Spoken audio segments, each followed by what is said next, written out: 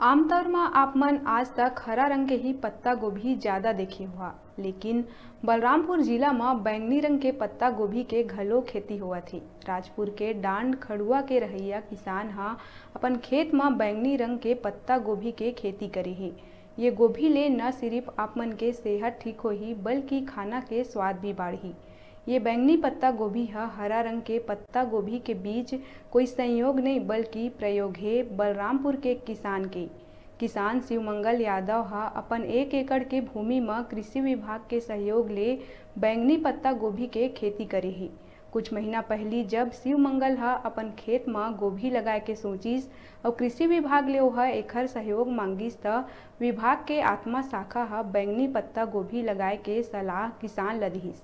विभाग के सहयोग ले ही किसान बैंगनी गोभी के खेती भी करिस। अब हरा रंग के पत्ता के बीच बैंगनी रंग के गोभी कोनो चमत्कार ले कम नहीं है।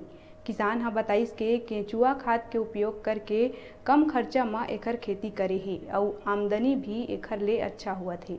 किसान शिवमंगल के सब्जी के खेती के उन्नत पैदावार ले आसपास के लोगन भी प्रभावित हुआ थे। उनकर मानना है कि अगला बछर ओमन भी बैंगनी पत्ता गोभी के खेती करही। उन्हें विशेषज्ञ मन के मानना है कि सामान्य पत्ता गोभी ले ये पत्ता गोभी में विटामिन ज्यादा है और ये कई रोग मन से लड़े में भी सहायक है।